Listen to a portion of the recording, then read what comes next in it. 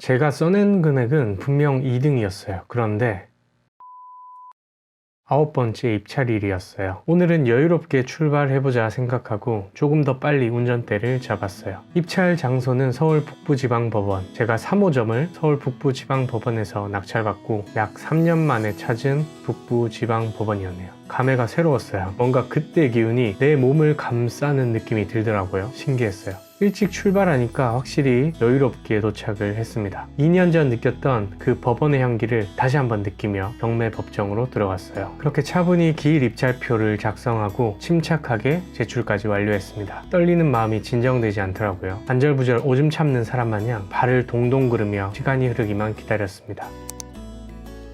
경매 입찰할 때는 기일 입찰표를 아주 잘 작성해야 하는데요. 생각보다 많은 분들이 실수하고 돈을 날리는 경우가 생깁니다. 기본 인적 사항들을 모두 작성한 뒤 사진에 보이는 것처럼 입찰 가격과 보증 금액을 실수하지 않아야 해요. 특히 입찰 가격에서 7천만 원짜리를 7억으로 쓴다든지 1억 1천만 원짜리를 11억으로 쓰면 난리가 나는 거죠. 앞자리 금액을 잘못 확인하고 적는 순간 그대로 그 가격이 낙찰로 되어버려요. 그렇기에 꼭 금액 단위를 체크한 뒤 작성하세요. 몇 번이고 다시 확인해 보시고요. 은근 실수를 많이 해서 몇천 단위의 보증금을 그냥 날리는 경우가 있어요. 또 기일 입찰표 작성을 완료하면 보증금 봉투에 입찰금을 넣고요. 인란이 표시되어 있는 곳에 모두 도장을 찍어주세요. 그런데 입찰 봉투에 넣으면 끝입니다. 생각보다 상당히 간단하죠?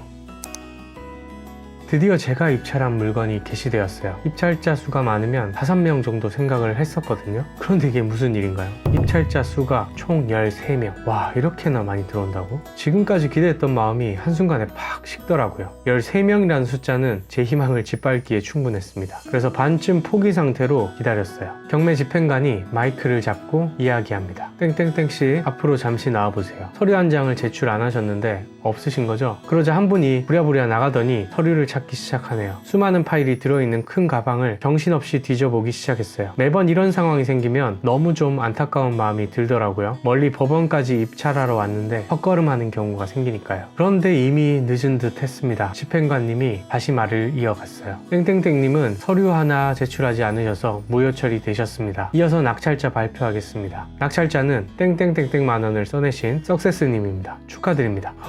정말 심장이 쿵 하고 내려앉는 기분이었어요. 낙찰 영수증을 봤는데 경매 집행관님이 저에게 한마디 해주시는 거예요. 무효 처리된 저분이 1등이셨어요. 오늘 정말 운 좋으시네요. 네, 맞습니다. 제가 써낸 금액은 분명 2등이었어요. 그런데 1등으로 써내신 분이 서류 한 장을 제출하지 않으셔서 무효 처리가 됐고요. 2등이었던 제가 낙찰자 신분으로 올라간 겁니다. 정말 얼떨떨하더라고요. 그리고 갑자기 소름이 돋았어요. 마치 평행이론 같았거든요.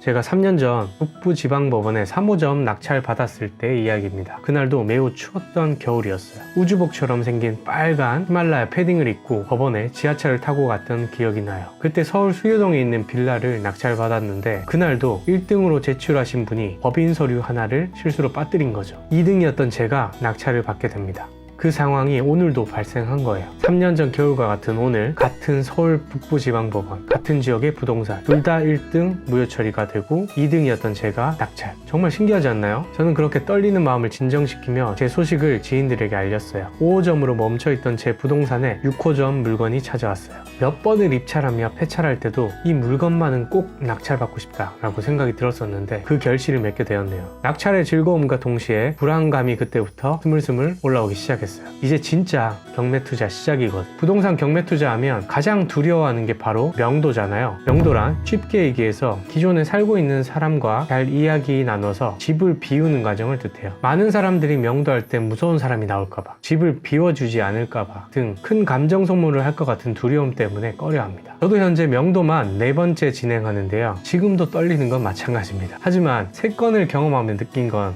다 같은 사람이구나, 어떻게든 좋은 방향으로 해결되는구나 였어요. 그래서 이 힘든 과정 또한 즐겨보려고 합니다. 힘들면 힘든 대로 느끼는 바가 있을 것이고 수월하게 해결되면 감정 소모 안 하고 끝내서 좋지라는 마인드로요. 명도에 관한 영상은 3편에서 이어질 예정입니다. 그때도 재밌게 시청해주세요. 그렇게 명도가 끝나면 그때부터 대출과 집수리가 시작됩니다. 최소한의 비용으로 최대 효과를 낼 수 있도록 수리를 진행하려고 해요. 이 과정 또한 재밌게 담아볼게요. 제가 명도 당시에 이 집에 집에 들어가 보게 되었는데요. 생각보다 상태가 좋지 않더라고요. 비포 애프터 모습이 상당히 기대되는 6호점입니다. 수리가 끝나면 이제 뭐죠? 바로 세입자 받는 순간이에요. 자동적인 월세가 들어오는 그날까지 힘차게 달려볼게요. 앞으로 이 6호점 이야기를 여러분들께 스토리 형식으로 들려드리려고 합니다. 부동산 경매 투자에 관심 있으신 분들은 쭉 한번 영상 시청해보세요. 이상 날마다 조금씩 성장해나가는 석세스였습니다. 감사합니다.